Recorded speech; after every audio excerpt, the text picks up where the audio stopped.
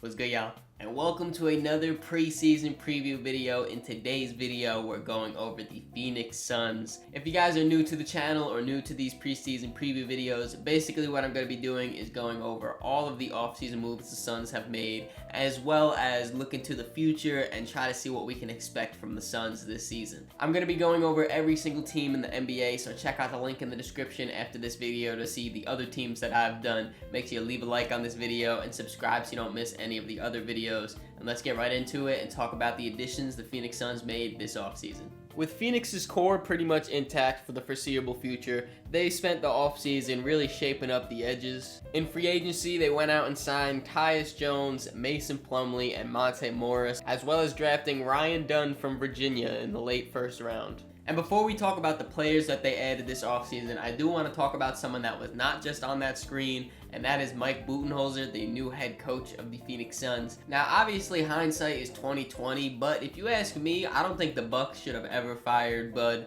Now he's going to have a good situation here in Phoenix to get back into the head coaching job. I really like him as a defensive-minded coach. I know Phoenix did just have a defensive-minded coach in Frank Vogel, but I do like Bud a little bit more as a head coach. I think that he has a little bit more experience all those years out in San Antonio, then in Atlanta as well, and then of course where he actually won his championship in Milwaukee with the Bucks. I really do like the culture change, or the coaching change. I think it could lead to a culture change that is pretty much needed in Phoenix, and I really just all around love the hiring. And then when it comes to the players, I think it's a pretty obvious one to figure out who will be the most impactful this season, and that is of course Tyus Jones. He was one of the last free agents to really sign this offseason, and unfortunately for him, that means that all the money was pretty much used up, so he signed to Phoenix on a one-year minimum deal, which is of course incredible value for Phoenix to get a player of his caliber for that low of a contract. Not only just for value though, but last season we saw very much that the Suns needed a point guard, especially in those fourth quarters. The offense would go stagnant. It would be a lot of just ISO KD, ISO D-Book, ISO Bradley Beal, no real offense being ran. And Tyus Jones is one of the better passers in the NBA, and he is a traditional point guard, and he will be able to kind of get them in their sets and hopefully prevent them from having these bad stretches of offense. And I think a lot of those same things could be said about Monte Morris too, who they also signed to be their backup point guard. He's another traditional point guard. To a lesser degree, still is a great passer, just like Tyus Jones as well. Both of these guys can knock down a three-point shot if they're playing off the ball. Overall, I love the two point guard pickups that they made. When you talk about the Mason Plumlee signing, I'm not the biggest fan of it. I know that they were pretty strapped with money. They couldn't really trade for anyone really, so it was kind of just who's out there in free agency for cheap. And of course Mason Plumlee was out there and they went and signed him. I just feel like the fit wise it's a little weird, but regardless he still is a quality backup center. And last but certainly not least, their first round draft choice this season was Ryan Dunn from Virginia. And I don't know if you guys know, if you follow me on Twitter, you definitely know I am a huge Ryan Dunn fan. I'm not a big college basketball guy in general, but you know, I really like what I see from Ryan Dunn and the prospect that he can become defensively. This man, there's not much he can't really do. Super versatile, 6'6" with super long arms, can guard multiple positions. The offense is where it gets very, very questionable, but on a team that has KD, Devin Booker, and Bradley Beal, they shouldn't really look for him to really have too much of an offensive impact anyway. Hopefully he can get those easy shots off, you know, just kind of get in where he fits in and really show out on the defensive end, and that's exactly what I think he'll be doing. Now that we saw who Phoenix brought in, we got to take a look and see who left the Suns this offseason. There's really only two key guys that the Suns couldn't bring back this offseason, and that's Eric Gordon, who signed a new deal with the 76ers, as well as Drew Eubanks, who signed a new deal with the Utah Jazz. Now, correct me if I'm wrong, Phoenix fans, but I don't really see losing Eric Gordon as too big of a deal here. I know he had a pretty decent season last year, especially with Bradley Beal in and out of the lineup. He was able to step up and kind of get some more shot creation on the team. But I really don't think that you guys will be missing him too much this season. A lot of the times it's going to be Book and Bradley Beal out there on the wing. You also still have guys like Grayson Allen or Royce O'Neal that I think bring a little bit more to the table than Eric. And then of course we already talked about the new point guards that they brought in. If you're really looking for another ball handler like that, Overall, I really don't think that he'll be missed out here, Phoenix. I do think Drew Eubanks might be missed just a little bit. I know I mentioned the kind of awkward fit in my eyes that Mason Plumlee is to this team. I really liked what Drew Eubanks brought. In those minutes where Nurkic was on the bench, Eubanks kind of came out here and had a little bit more energy, a little bit more athleticism, just kind of playing quicker at that center position, and I do think that that's something Phoenix could miss. All in all, though, if your worst loss is Drew Eubanks in an offseason, I'd say you'd have a pretty good offseason. And now that we have an idea of what the new team looks like, let's take a look at a potential rotation we could be seeing. There's a little bit of a change in the starting five, having Tyus Jones slot in at the starting point guard position. Alongside him, you have Bradley Beal, Devin Booker, Kevin Durant, and Jusuf Nurkic. And then off their bench, they have Monte Morris, Grayson Allen, Royce O'Neal, Ryan Dunn, and Mason Plumlee. When you look at the Phoenix Suns, it's very obvious that they will only go as far as their big three will take them. When I say big three, obviously that's KD, Devin Booker, and Bradley Beal. Now, we just spent this whole offseason watching KD and Book go absolutely nuclear over in Paris for the Olympics. Both of these guys looked very, very good. Some of the top players on Team USA were those two guys. So if I'm a Phoenix fan, I'm pretty excited to have them kind of carry that over into this season. Of course, that's only two of the three big three that we're talking about, though, leaving out Bradley Beal, who obviously was not on the Olympic team. He had a little bit of a down season last year, but I feel like it's slightly getting blown out of proportion, just a little bit at least. He still had a pretty efficient scoring season from basically all three levels. I think a bigger part of his struggle, or the reason why it looked like a down season for him, was more a fact of injury. He was in and out of the lineup dealing with, I think it was something in his leg, something in his hamstring, something in his ankle, whatever it was. He was dealing with these injuries, and he was in the game this time, then he was out for another 3, and then he was back in the lineup for 2 games, and then back out for another one because it was a back-to-back. You can't really have consistency like that, as well as on top of that, this is the first time he's ever played on a team not called the Washington Wizards. It's the first time he's played on a team in a while where he was not the #1 option by far. Those last few years without John Wall in Washington, it was Bradley Beal is the #1 option, everyone else fall behind him. Now he's jumping in from being the guy, the #1 guy, to now being third, and still, like I said, injured, in and out of lineups, not really getting that chemistry going. I feel like we can kind of point to that a little bit more to see why he had a down season than saying he's just washed. And don't get me wrong, it probably is a combination of both. I'm sure, he did get a little bit worse, but also the situation isn't making him look any better. But coming into this season, I would hope at least that they can kind of get a little bit more mesh going, maybe having those point guards like Tyus and Monte out there to kind of set them up in sets. The new coaching could also help out a little bit too.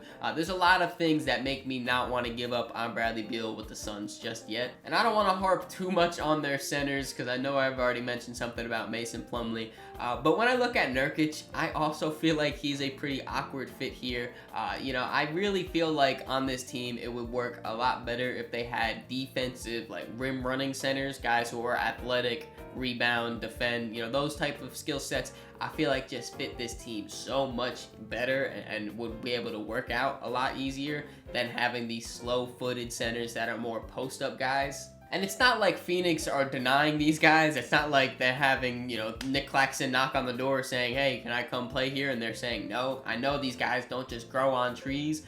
It's just a little bit disappointing when we're looking at this roster to see how we can maximize it, that their 2 centers are Jusuf Nurkic and Mason Plumlee. I would rather it be someone better, but I mean, it is what it is, I guess. And now that we got a chance to look at the new and improved Suns, let's take a look at one of their strengths. It seems like Phoenix has a very clear plan on the players that they want to surround the big 3, and that is guys that can shoot as well as defend. Even just beyond these 3, I really like the role players they're surrounding KD, Book, and Beal with.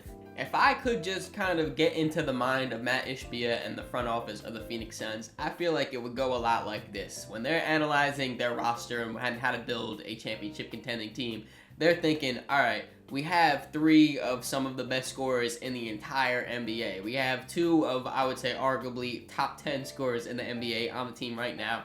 Scoring is covered. We need to figure out how to supplement these three players to the best of their abilities. So you know what they did? They went out and got wings that are very plug and play and can play in a bunch of different lineups for them. A lot of guys focusing on the shooting and the defense aspect. I feel like when you look at these guys, you have Grayson Allen, who I think is a pretty underrated defender, but he definitely leans more towards the 3 side of the spectrum. In the middle, you got Royce O'Neal, who is a good defender, solid shooter, you know, a little bit, like I said, in the middle. And when you go all the way over to the defensive side, you got a guy like Ryan Dunn, who can't really shoot at all. Not even can't really. He can't shoot at all right now, but defensively is an absolute monster. And these are the 3 main wings that are kind of be going in and out of the lineup with Book, with Beal, with KD. And even guys that aren't in the rotation, you got a guy like Josh Okogie, who is absolutely incredible defensively. He'll go out there and guard whoever you tell him to, even though he's only 6'5", plays a lot bigger, a lot stronger than what he is.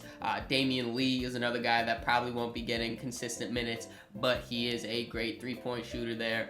You know, they clearly have this idea of players they want to surround the big 3 with. Even the 2 point guards that I mentioned, Tyus and Monte, they kind of fit this as well as 2 traditional point guards that will go out there and set you up in sets, be able to run a pick and roll and make reads and things of that nature, but also when they're playing off ball can hit a catch and shoot 3, because you know the ball is going to be out of their hands a bunch too, considering all the talent they have. And now that we looked at the strengths, we got to go on the opposite side and take a look at some of the weaknesses. The Suns seriously lack size on the wing, especially. As you see here, we have all of their wings listed. If you don't include Kevin Durant, who's 6'11", they are all 6'4" to 6'6". I didn't realize how small the Suns were until really like looking at the numbers and the heights of all these players. Obviously, you have Kevin Durant, who is 6'11" at the power forward slot. He gives you a lot of length, but at the same time, he is still a very slender body. You know, he's the Slim Reaper for a reason.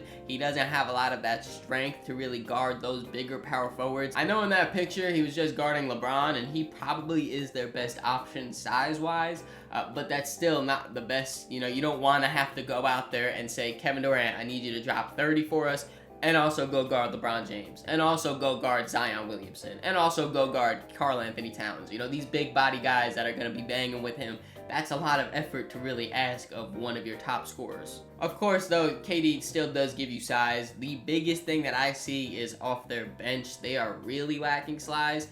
You know, they have guys like Grayson Allen, Royce O'Neal, and Ryan Dunn being their wings off the bench. When KD is sitting, they're probably going to have a 6'6" or 6'4" guy running power forward. And I don't want to discredit these guys. Royce O'Neal plays way bigger than what he is. When I saw he was 6'4", I know he's small out there. I thought he was at least like a 6'6", though. He plays a lot bigger than just being 6'4", especially defensively and rebounding. You know, he plays very big. Ryan Dunn, I mentioned before how versatile he is defensively and he can guard multiple positions. Still, though, he's only 6'6". At the end of the day, size still does matter in the NBA. I know, big shocker here, but the Phoenix Suns definitely don't have a lot, especially when KD is not going to be on the court. Even when you look at their point guards, both of their point guards are 6'1" and 6'2" respectively. I feel like that's not as big of a deal because I'm sure there's going to be some minutes out there where Devin Booker is running point guard and he's 6'6", so that gives him a little bit more size in that backcourt. But really, when you look at the wings, it could get pretty rough.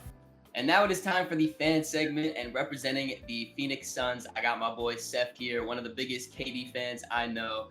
Glad to have you on the channel, man. I appreciate you coming on. Thank you. I'm glad to be on. So first question I always like to start it off with, what has been your favorite move that the Phoenix Suns made this offseason? I'll probably have to say the Tyus Jones pickup, although it doesn't really increase the size, kind of even go even smaller with him. We needed a point guard, so it was a good move. Now we have a floor general for Bradley Beal, KD, and Devin Booker, so it kind of helps all around.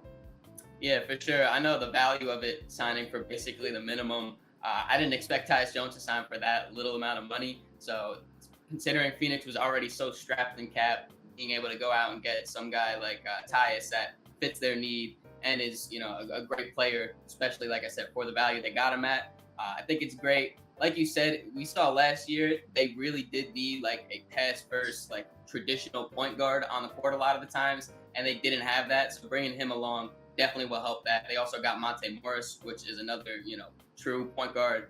So I really like those. My personal favorite, though, you might know it. Ryan Dunn drafted to the Suns. I've been a huge Ryan Dunn fan. I wanted my Knicks to go out and get him. But I do think he's a great fit there in Phoenix too. Defensively, what he brings to the table can definitely help them out. And then with all the offensive attention that KD, Devin Booker, Bradley Beal get, I'm hoping that it kind of helps him just get like easy buckets going. Being in the dunker spot or just going off cuts, things like that. Because we do know his offense is a little bit of a struggle right now. Right. All we got to do is really just play fast, getting in transition, getting him going. He'll be a seamless fit. Yeah, I saw some reports saying that he was showing out in camp, so love to see that. Moving on to this next question, though, who do you think's the most underrated player on the Suns right now? Honestly, Bradley Beal. He wasn't really able to showcase a lot of his talents last year just because, honestly, first year it's kind of hard to just mold all that together with all those superstars. And he was in and out of the lineup, so he wasn't able to get any consistency with KD and Devin Booker. But according to Twitter, with Suns fans and a lot of other fans, they're not really high on Bradley Beal, but I think he has a lot to show, improve this year. Yeah, he definitely had a down season. I think part of that is the injuries, like you said, kind of in and out of all those lineups. But I feel like the contract on top of that too definitely kind of brings his name down a little bit. I just did a video about the Bulls and talking about Zach LaVine. He's kind of in that same situation too, where these players, they have these huge contracts and fans kind of forget they still can produce on the court. Maybe not to the amount they're getting paid, but they're still good basketball players. Bradley Beal still is a good basketball player. I feel like, yeah, some people just kind of are putting him off to the side off of just like one shaky season. My personal pick, though, I'm going with Royce O'Neal. I feel like he's not like the top tier role player, but like the tier below that, I feel like he can kind of fit in there consistently, no matter what team he's been on, whether it's Utah, Brooklyn, Phoenix now. He's shown that he can contribute to winning. He great catch and shoot threat. His rebounding, defense. He can even make some, connected passes and stuff like that too. Just kind of like a seamless fit role player wise. And I feel like he doesn't really get talked about when people talk about like some of the top tier role players. Yeah, he's effective, more effective guarding, bigger wings and forwards, honestly. And he was another guy where he was effective last year, but just because of the Suns' lack of size, he was kind of forced to guard, some wings and some quicker guards, honestly. And, Suns really didn't have a complete defensive scheme that they really stuck to. And it was, all bad and inconsistent last year. But hopefully their approach this year and, getting some new additions and changes to the coaching staff can fix some of the issues that they have. Yeah, for sure. I feel like the coaching is kind of like a understated change that Phoenix made this season too, bringing in Bud. Hopefully he can kind of get this team back on track because they're just way too talented to have a season as disappointing as it was last year. They made it to the playoffs and everything, but then to just get swept by the Minnesota and Ant, definitely a very disappointing end to the season. And speaking of, disappointing expectations and stuff, what are your personal expectations coming up for this season? To be quite frank, I would say just second round. That's my expectations because Nurkic is really still in the lineup. I don't think at this point in Nurkic's career that if he's starting for a team, then that team can really have high expectations. And with them in the lineup, you still got KD, you still got Booker, you still got Bill and all the other guys, but it's really the Suns' lack of really overall size still and talent at that 4 and 5 spot that's still kind of like holding me back from them like reaching their potential or their peak. Yeah, for sure. Especially you mentioned the size, going through really huge teams out west like OKC or Denver or Minnesota. You need to match up with that size. And yeah, I can definitely agree with you. Phoenix doesn't really have that size going right now. But I appreciate you coming on, Steph. Thank you again. If you guys aren't already following his Twitter and Instagram, link below. Make sure you go do that. I appreciate you coming on, man. Thanks. Yes, sir. Glad to be on. And yo, I got another thing to say. Subscribe to our new podcast. It's coming soon. Podcast on the way for sure. Appreciate you, bro. Yep, see you. And now it is time to take a look at the ceiling, floor, and my expectations of the Phoenix Suns. Starting off with the ceiling, I feel like they're capping out at around the 5th seed. I was really close to giving them the 4th seed, but I feel like it's a pretty clear top 4, and then the rest of them out here in the West. When you have the top end talent that the Phoenix Suns have, you're going to have a pretty successful regular season. You're going to be making the playoffs more than likely. And in the playoffs, those same players are going to be able to scrape out some wins for you guys. I know last season they got swept. I definitely don't think they would be getting swept this season. I could definitely see them at their ceiling, being in the second round and being competitive there. Beyond that, I don't think it would look too good for Phoenix. I feel like a lot of things would have to break their way for them to make the conference finals, but I could definitely see them being a second round team at their ceiling. When it comes to their floor, with the West being as competitive as it is, I can see them being as low as the 8th or 9th seed and in the play-in tournament. I would have a lot of faith in KD and Book to win those play-in tournament games and really just kind of go cold-blooded mode and turn up to make the playoffs. So I'm sure if they were that 8th or 9th seed, they would still make the playoffs.